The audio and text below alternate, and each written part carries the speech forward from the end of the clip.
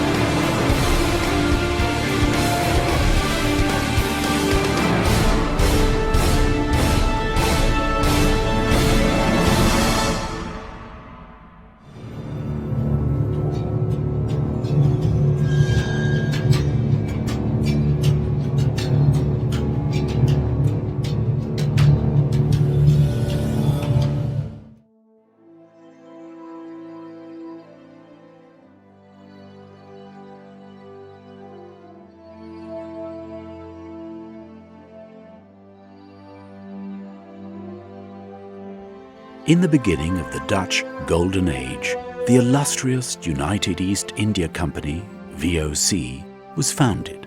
We note the year 1602.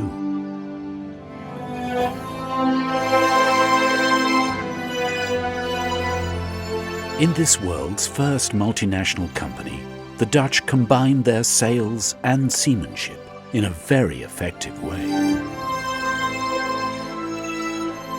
The Dutch East India Company focused her enterprise center of gravity on the Asian region.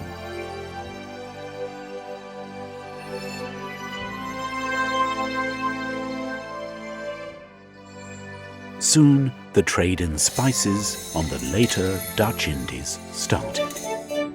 In 1810, Holland was incorporated into the French Empire.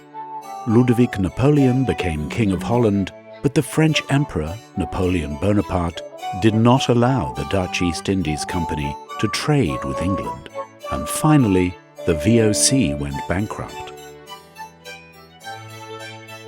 After 2 centuries, a long period of Dutch VOC glory on the world's oceans had become a thing of the past. Poverty prevailed everywhere.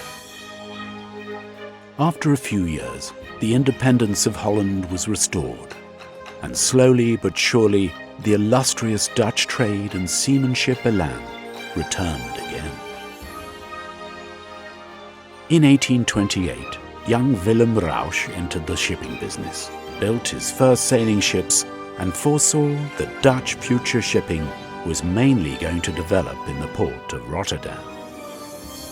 The Willem Rausch Shipping Company was the forerunner of the later Royal Rotterdam Lloyd, and immediately focused all its trade efforts on the Dutch East Indies, in the beginning with sailing ships and later on steam and diesel.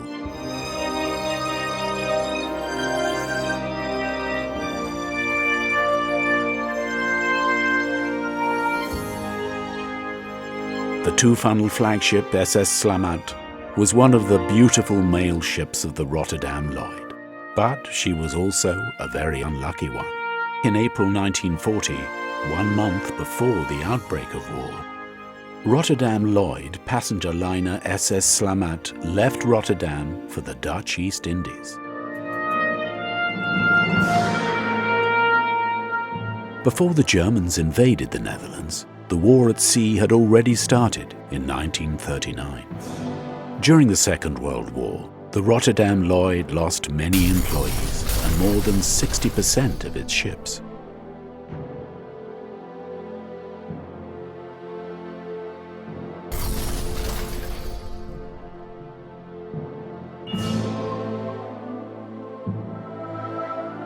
On the morning of May the 10th, 1940, the Netherlands was, without a formal declaration of war, invaded by the German paratroopers.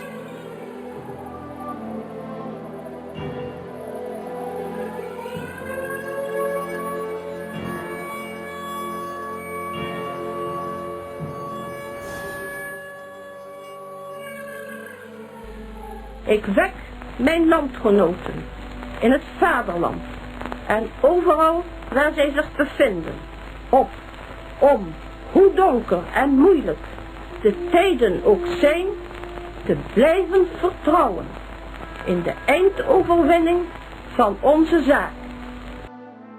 A few days later, Luftwaffe bombers deliberately targeted the harbour and civilian areas of Rotterdam. Enemy bombers and fighter planes destroyed the complete inner city and port of Rotterdam. Many buildings and 25,000 homes caught on fire. In this ordeal, nearly 900 Dutch civilians were killed.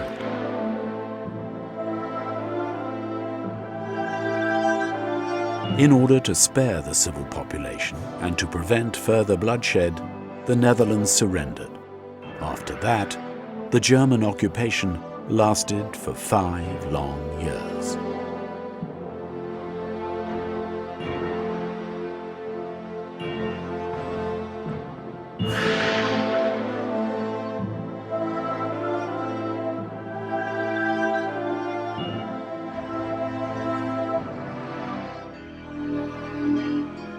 Ships in Dutch ports were directly confiscated by the Germans, and of course seafarers outside the Netherlands could no longer return home.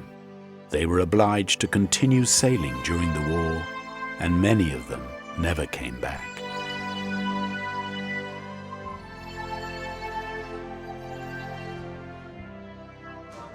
Greece was invaded by the Germans, and the Greek army found itself vastly outnumbered in its effort to defend itself against both Italian and German troops. Their advance appeared to be unstoppable.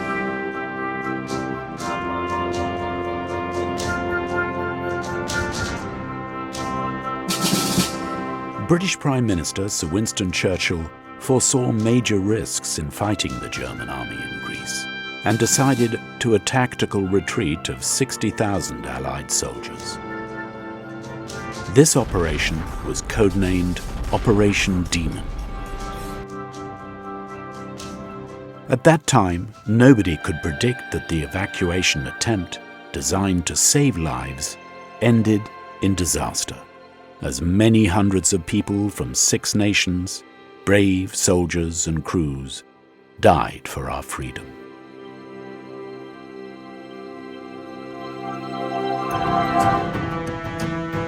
On April the 26th, 1941, a British convoy fleet consisting of various merchant navy ships, converted into troop ships and protected by British and Australian warships, sailed from Egypt and headed for Greece to take Allied soldiers on board.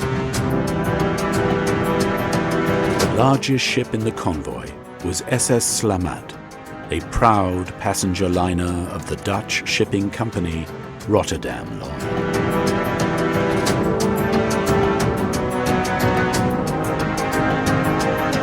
On her way to Greece, she apparently was a popular target for the German Luftwaffe. A heavy shell was successfully sustained, but luckily did not affect Slamat's seaworthiness.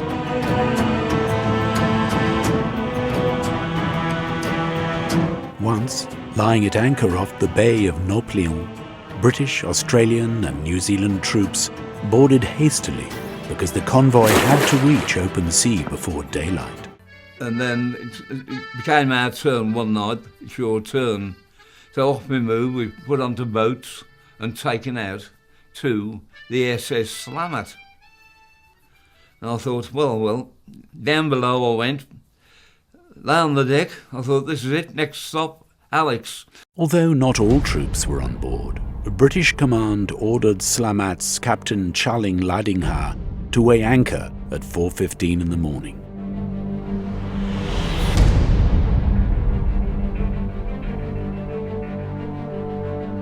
Allied soldiers who were left behind became German prisoners of war. And this was what exactly Slamat's Captain Ladingha had tried to avoid.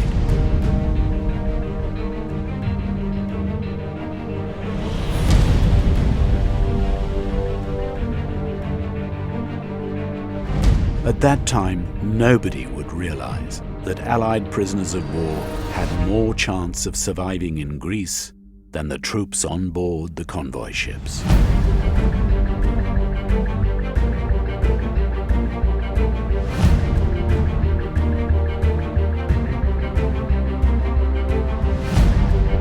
In the comparative safety of darkness, a few hours behind schedule, the convoy left the Bay of Nauplion.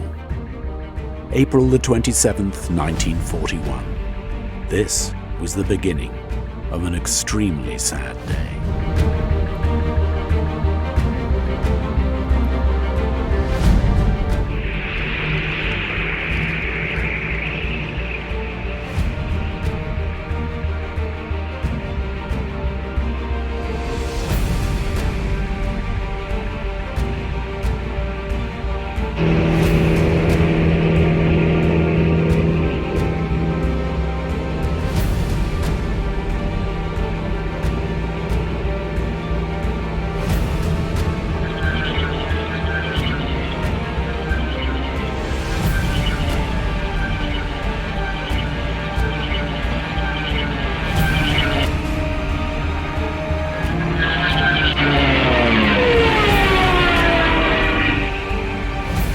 Three hours later, at daybreak, the convoy was viciously attacked by many German fighter planes.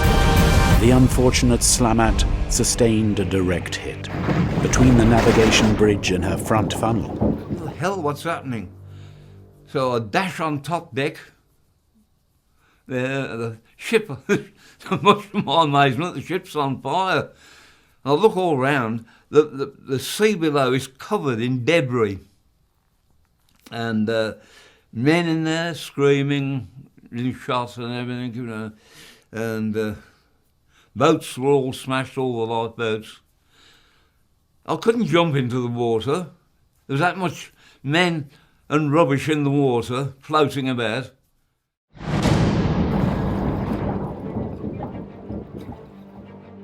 The Slamat crew made desperate attempts to keep the fierce fire under control, but the Stukas continued with their attacks.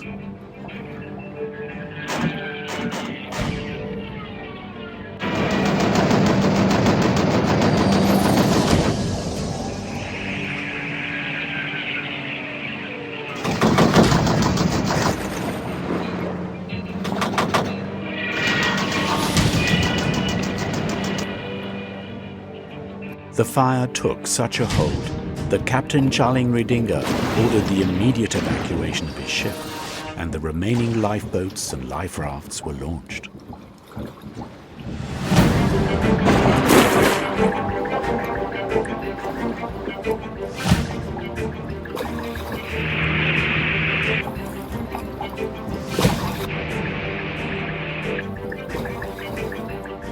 The disembarkation of soldiers and crew members took place under constant fire from the attacking Stukas. The other ships in the convoy and accompanying warships tried to escape from this hell, leaving the British destroyer HMS Diamond with her commander, Philip Alexis Cartwright. Before leaving the Slamat, on the whole length of which fire raged, HMS Diamond gave the Slamat a coup de grace.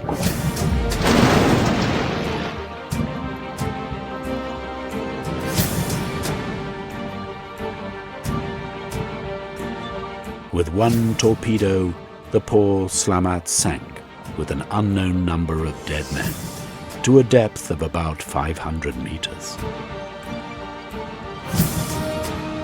1 hour later, the destroyer HMS Wryneck, with her commander Robert Henry Douglas Lane, came to assist HMS Diamond at the scene of the disaster.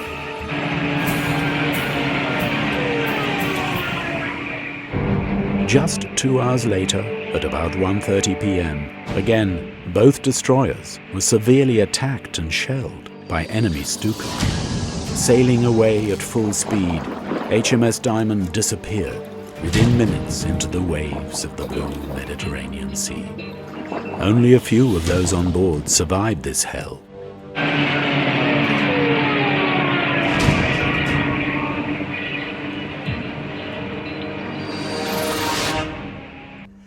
This terrific bang. Whew. I was half asleep again. My head, my head had gone. And there it was. When I looked up, everything was blasted along the complete hall. One massive holes like a colander. Yeah. Everybody was dead. All splattered all over the place. And one man moving. I tried to help him pick him up there. But he screamed at me, "Don't touch me." I think all the shrapnel had gone through his back. Of course, all the bunks were against the hull. It must have gone through his back. So I'd run out, all on the same level on the destroyer, out of the mess. Run out to the stern of the ship.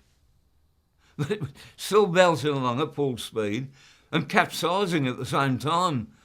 All I did was skate. I went straight into the ropes at the side of the ship, and I was being pulled along underwater. In my panic underwater, and the speed of the destroyer as well, I tore all my legs and everything, crawled up the deck, and it went further and further over, and that was it. Into the sea I went. A heavy blast made HMS Wryneck list to port. She had no chance and sank. When I came to the surface again, there I was, in the middle of the ocean. The ship was, the Wryneck was going, smoking away, going into the distance. I thought to myself, oh, the Diamond will pick me up. But when I looked all round, the Diamond was upright, just going down like that. So there I was, left there, and I thought, this is it. Nothing, just open sea all round me. In the Second World War, 3 of 5 Rotterdam Lloyd passenger ships and many freighters were torpedoed or shelled and sank. During this war, the Rotterdam Lloyd lost more than half of her fleet. Every sinking with casualties meant an enormous tragedy. But one disaster in 1941 was conspicuous because of the amazingly high number of Allied victims.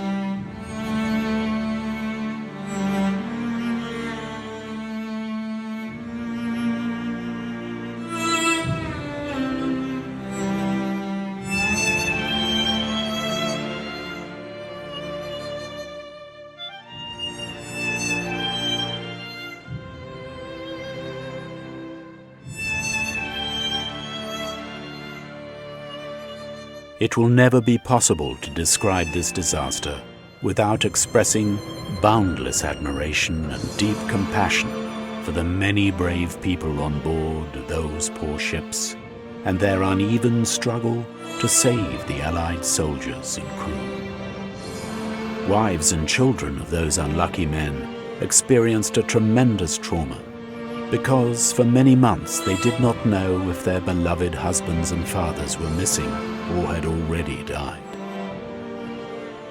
They finally got the feared letter from the Red Cross. No body, no ashes, no grave. The Dutch Remembrance Cross was posthumously awarded to the Slamat victims.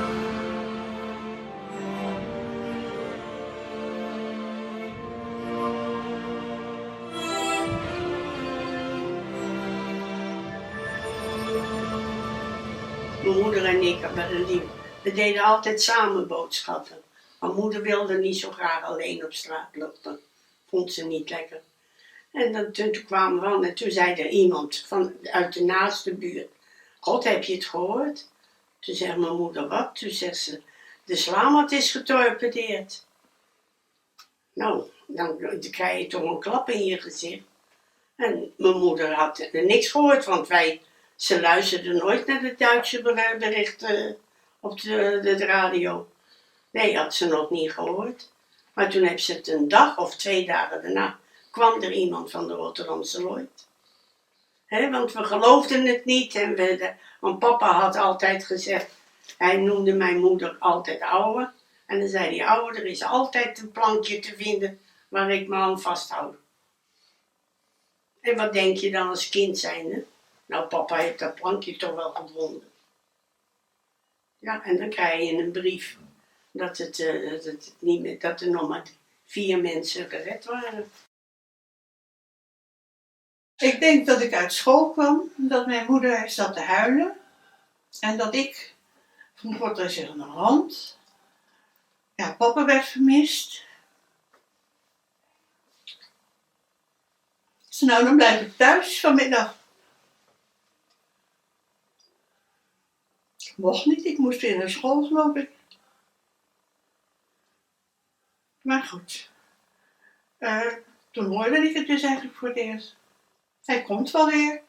Ze vinden hem wel weer en hij komt alweer terug. Nou ja, dat heb ik eigenlijk een beetje al gehoord.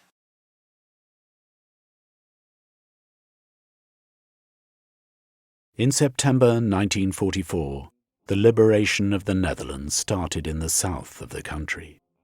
Here, the British came from the south to liberate the city of Eindhoven. At the same time, the American liberators met the happy Dutch from the north.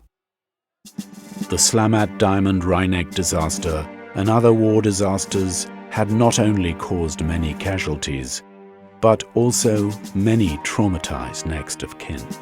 Our present world still shows many bloody conflicts. It once again makes us clear that we apparently have no guarantee or any right to a good and safe life. War indeed destroys everything and can cause from one moment to the next a sudden end to happiness, security, and all the good things of life. If adults do not understand this, maybe our youth can provide the world a better future. Ik vind het een hele belangrijke gebeurtenis, want er zijn honderden mensen doodgegaan. Allemaal in een verschrikkelijke oorlog en veel mensen zijn zich daar niet van bewust en daarom vind ik het belangrijk dat iedereen moet weten wat er is gebeurd in de oorlog. Ja, dan vraag ik me af waarom ik dit allemaal nog niet wist. Want als je dan die explosies ziet en zo, en vluchtende mensen van het schip. De familie van de slachtoffers thuis, die hebben de oorlog meestal overleefd. Denk je dat ze hun leven na de oorlog weer gemakkelijk hebben kunnen oppakken? Nou ja, niet gemakkelijk, want het is natuurlijk wel heftig dat er iets gebeurt en dat er zoveel mensen, waaronder ook je eigen familie, dan sterft. Maar ja, met moeite moet het wel lukken, gewoon je sterk houden. En ja, eroverheen zetten gaat natuurlijk niet lukken, maar wel ermee leren leven natuurlijk. Nou, die hebben het in het begin heel moeilijk gehad. En ik denk dat ze er uiteindelijk wel overheen zijn gekomen. Maar dat de kinderen zelf misschien zouden afvragen hoe hun vader eigenlijk zou zijn. En wat het voor hen zou kunnen betekenen in hun leven. Wat heeft nou de meeste indruk gemaakt op jou? Ik denk wel het stukje van zij gaven hun leven voor jullie morgen. Van dat ze echt hun leven gaven voor onze vrijheid. En toen ze probeerden te vluchten toch gesneuveld zijn. Dat vond ik wel erg indrukwekkend. Nu heb je die documentaire gezien. Zie jij nu een verband tussen wat er op dit moment gebeurt in de wereld? Ja, ik zie het terugtrekken, dat beeld zie ik niet echt. Maar ik zie wel wat er in de Tweede Wereldoorlog ook is gebeurd. Die wapenwedloop, steeds meer spanning. Dat gebeurt nu op zich ook met Oekraïne.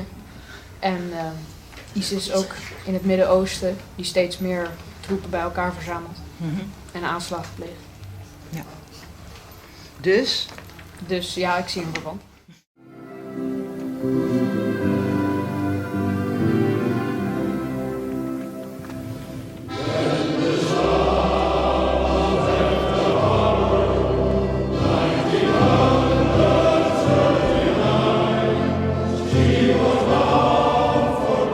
Representatives of the British, Australian, New Zealand, Norwegian embassies to the Netherlands. Burgemeester, familie Ruijs. My father's participation in the Operation Diamond with his ship Slamat. I have the great honour to be the commanding officer of the new Type 45 destroyer HMS Diamond. Ik denk dat je veel van de geschiedenis van Rotterdam weet. En gaande de ceremonie krijg je steeds meer het gevoel Ja, dat je eigenlijk in een collegebanken zit om bij te tanken. Bij te tanken.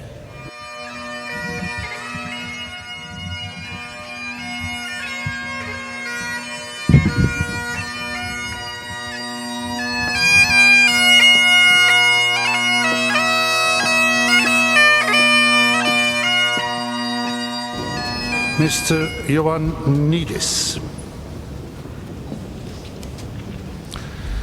The Right Honourable Lady Baroness van Palland-Ruys.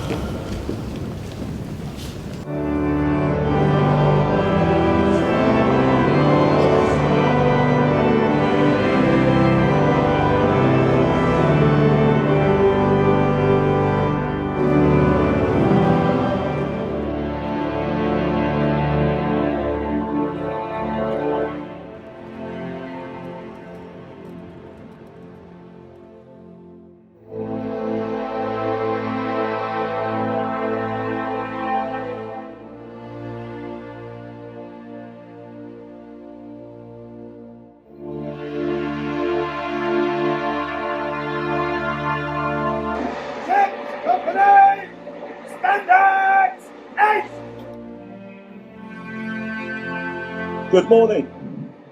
This morning we gather together in the presence of Almighty God to remember the 983 men who lost their lives when SS Slamat, HMS Diamond and HMS Wryneck was sunk by the German Luftwaffe on the 27th of April 1941. For your tomorrow, we gave our today. Ships, company, out, cats!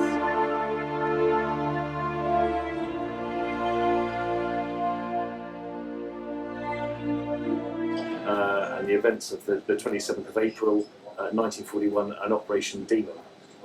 It was during the research for that of course we found your webpage, and then that link between us started that led us here today. But on display around here now, we've got the information about Operation Demon, about the evacuation and the incident with the Slamat and also the Wryneck, and we've got the names of the Diamond Ships Company that were killed on that day, and of course the model of the Slamat that you gave us last year. So it's just a chance for the young members of the ship's company and visitors to the ship to come and have an understanding that whilst we have this very modern new ship, actually there's a great history associated with the name and the deeds of those ships.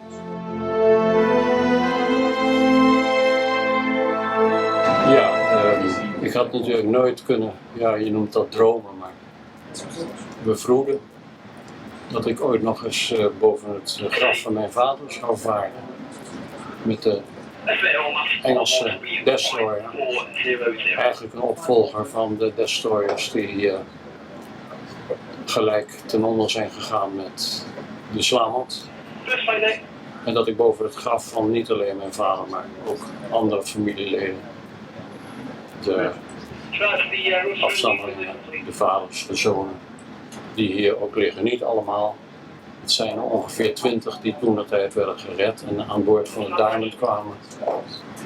En er zijn een aantal op de andere destroyer terechtgekomen, de Wryneck, die ook hier vlakbij ligt en ook is ondergegaan. En daar hebben zich toch nog een aantal mensen weten te redden. En zijn toch uiteindelijk thuisgekomen.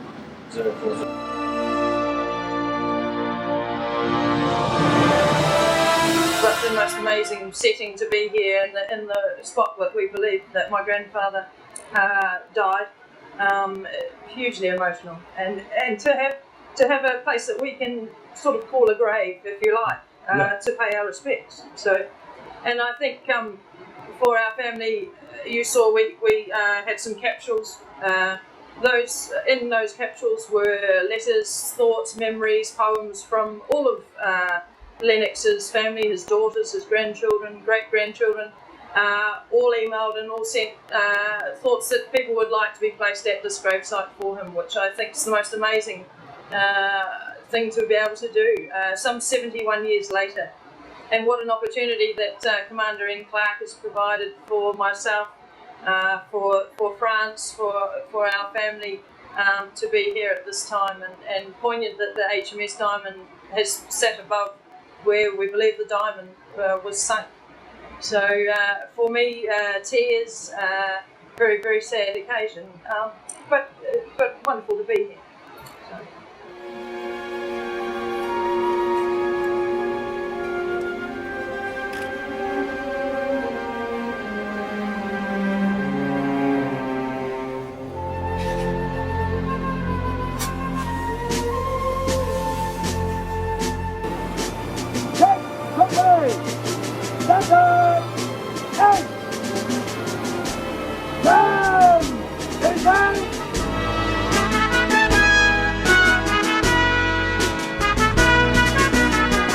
Lest we forget the men who fought to free our land and give us hope. Lest we forget why we are free. We will remember and live our lives in peace.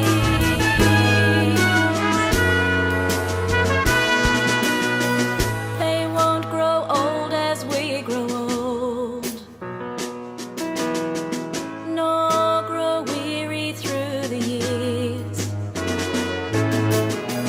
When the sun goes down and in the morning, we will remember what they've done. So many stories to be told, so many memories to be shared. We'll never know the hardships they endured.